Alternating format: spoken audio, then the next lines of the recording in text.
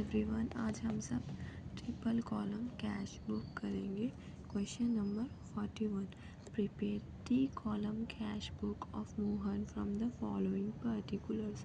We have to prepare triple column cash book Mohan के लिए ये फॉलोइंग पर्टिकुलर्स है। Okay, this is proforma format of triple column cash book. Date, particulars, LF, discount, allow, cash, bank, date, particulars, LF, discount, received, cash, bank, debit side, credit side. Okay, before starting I will say one thing that we have to see in triple column cash book cash कहाँ जा रहा. You can see in a triple column cash book only in that, and in the name only we can see cash. So we have to just see that cash is going or coming.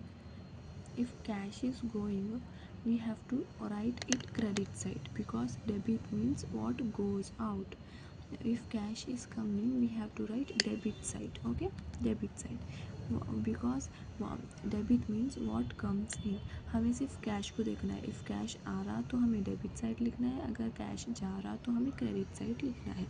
Remember one this thing. Okay, cash in hand. Cash क्या है? हाथ में है. So whenever you are starting to balance, cash आपके पास हाथ में है तो वो बैलेंस रहता है ना. ऑफ कोर्सली आपके पास इतना पैसा रखे हुआ है भी. सो टू बैलेंस BD स्टार्ट कर रहे ना अपन, तो BD लिखेंगे. कैश किस में है? हाथ में है और कैश है. So we will write cash call in cash column. अगर आपके पास कैश इन बैंक रहता तो अपन बैंक कॉलम में लिखते थे, लेकिन कैश हैंड में है ना, हाथ में है ना, कैश कॉलम में लिखेंगे. Okay, bank overdraft 450. बैंक क्या है? ओवरड्राफ्ट है.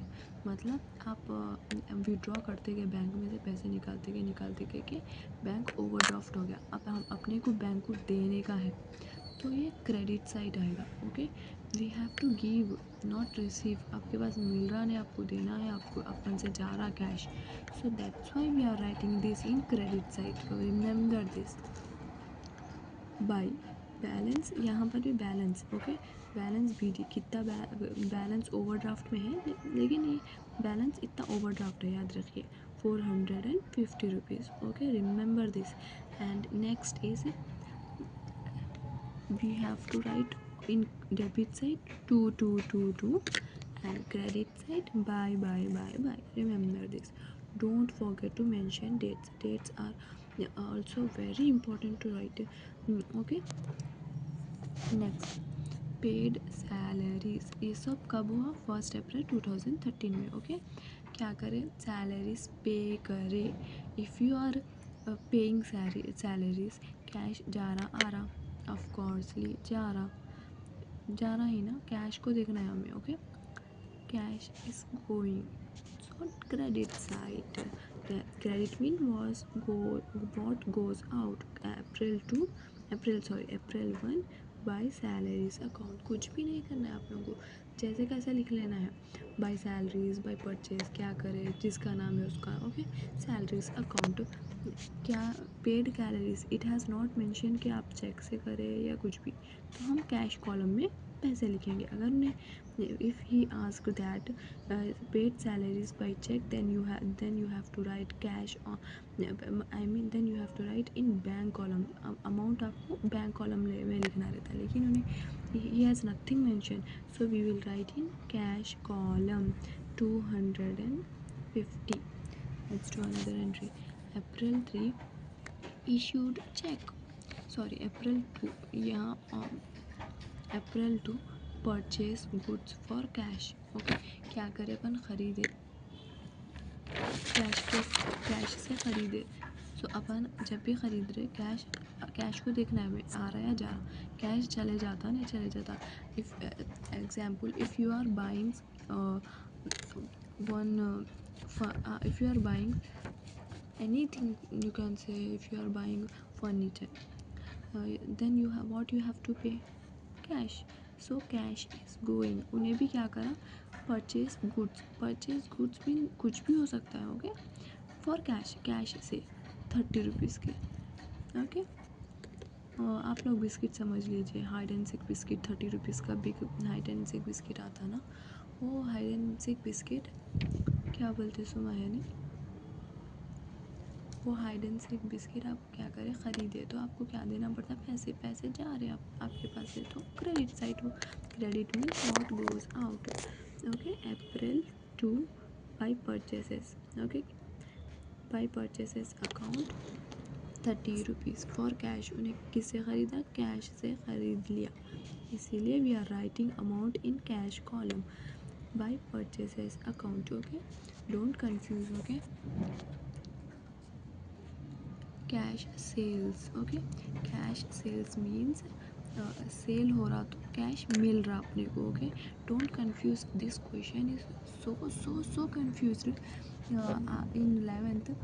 When I was in 11th, what I did, I I have done all entries. I have practiced so many questions, but when I went to um, went for writing exam, it asked me cash sales. I got confused. अब तो मेरे को आता ही नहीं, because if one entry is also wrong, you get wrong answer only, no.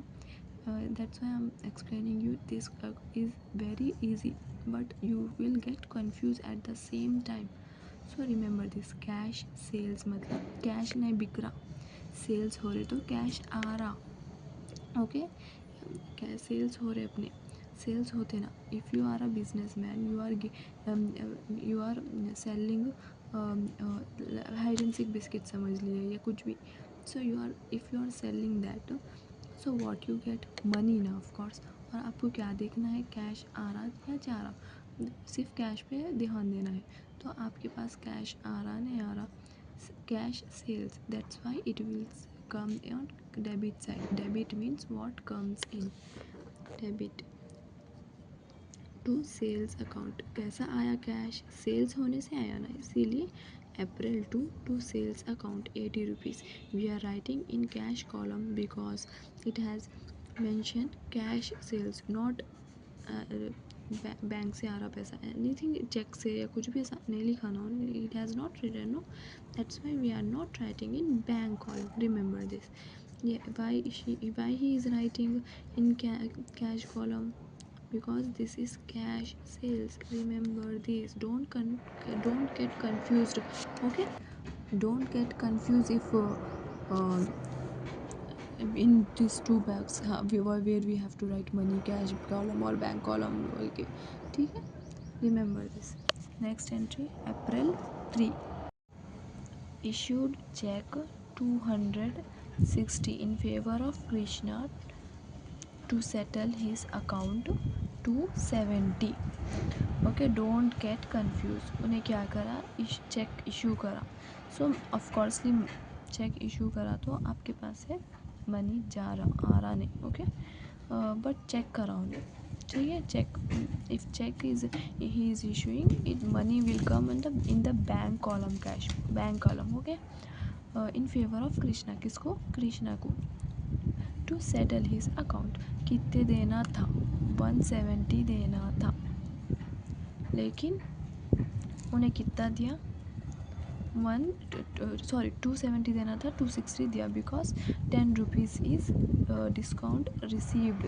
आपने समझिए, आप है ना किसी को चेक इशू कर रहे, आप कुछ ख़रीदे थे पहले उनकन से, अब उनको चेक दे के कितना देना था, आप 270 देना था, लेकिन आप 260 दे रहे, बिकॉज उन कृष्णा है ना आपको 10 रुपीज़ क्या करें, डिस्काउंट करें. तो अपने को डिस्काउंट रिसीव हो रहा ना, ऑफ कोर्सली उन्होंने डिस्काउंट दिया तो अपने को we are receiving discount. So discount receive कितना रहा, 10 रुपीज़.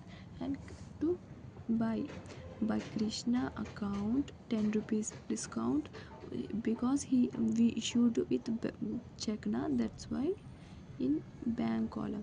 बैंक में से पैसा जाता ना, कहीं को जाता बैंक में से पैसा, बोलिए. चेक इशू करें अपन, चेक उन्हें विड्रॉ जब करेगा तो कैश बैंक में से जाएगा, इसीलिए बैंक कॉलम कैश बुक में पैसे लिखिए. Okay, money. Okay, next entry, received received cash from Dhawan.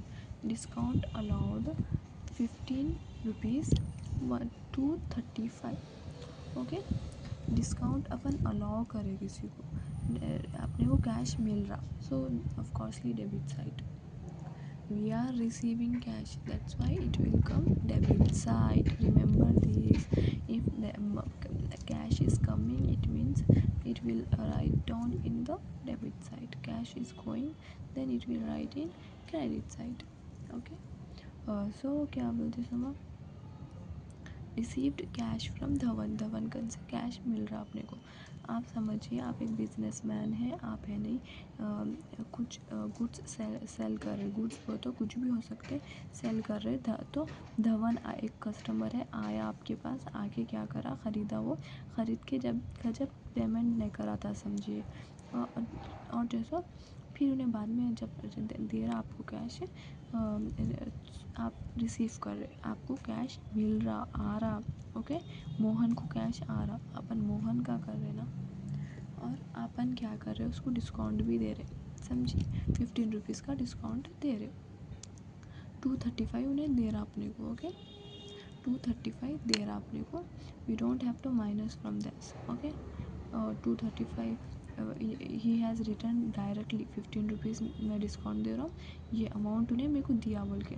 In previous question it has not given like that. Okay, आप लोग समझेंगे इसमें से भी माइनस करना है. No, 15 rupees discount. रिसीव ना कैश, किस कन से मिल रहा, to Dhawan account.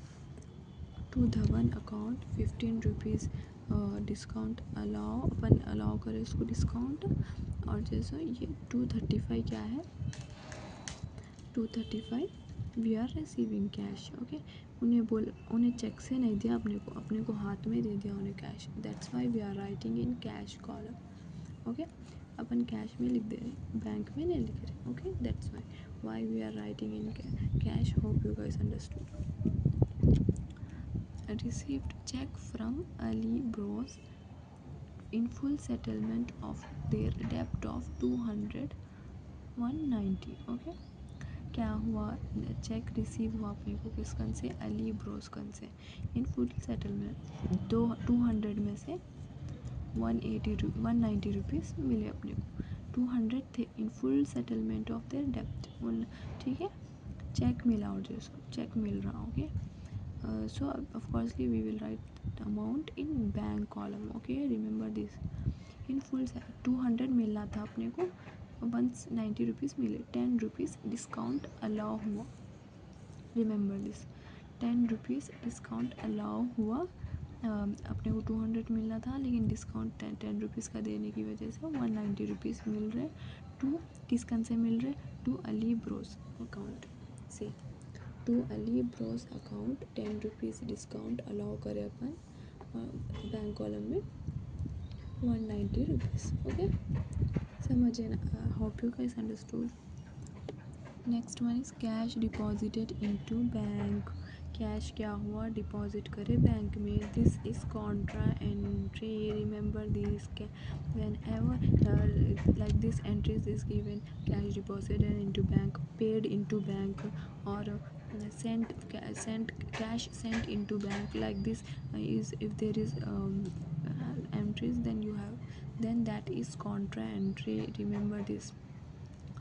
so this is both accounts are affected. okay, here we have to write to cash account contra entry है बोल के. LF में क्या लिखेंगे, contra entry लिखेंगे.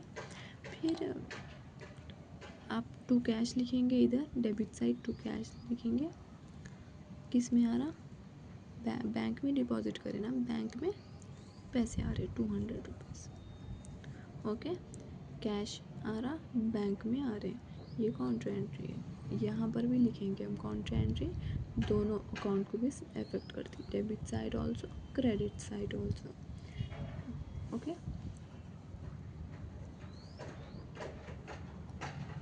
टू यहाँ पर बाय बैंक लिखेंगे. ओके, कॉन्ट्रा एंट्री और कैश कॉलम में लिखेंगे. Bank is receiving. Remember this, bank में पैसा आ रहा 200 रुपीज़ कैश आ रहा. Okay, by bank account 200 rupees, to cash account 200 rupees. यहाँ कैश लिखेंगे, बैंक में अमाउंट डालेंगे, यहाँ बैंक लिखेंगे, कैश में अमाउंट डालेंगे। There are few contra entries. If you don't understand also, you should do that entries and go for exam. Don't be confused just, but learn contra entry, because contra entry in every triple column there is one contra entry. एक तो एक one contra entry there will be okay. आप कुछ भी कर लो, क्या भी कर लो, एक कॉन्ट्रा एंट्री उन्हें देता है. So you have to understand contra entry what is, and you have to write, remember this. Don't think that contra entry, this co-entry will not ask. In every question he has asked. There are few only contra entries, that's why he will ask definitely. Okay, so मैंने जितना पढ़ा है, मैंने जितना देखा है, मैंने कितने क्वेश्चन पेपर्स देखे, उसमें तो कॉन्ट्रा एंट्री पूछा, उस हिसाब से बोल रही हूँ. So please do Contra entries. April 6, check of Ali Bros dishonored bank debits irrespective of dishonored charges. Okay,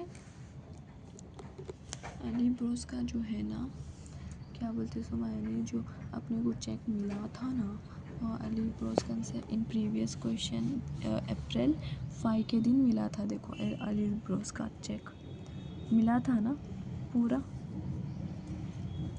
लेकिन अब यहाँ पर बैंक क्या करा, डिसऑनर कर दिया, नहीं मिला वैसा हो गया अपने को. लेकिन अपन एंट्री इसमें लिख दिया डेबिट साइड, अब हम सेम एंट्री क्रेडिट साइड लिख देंगे, कुछ भी नहीं करना है.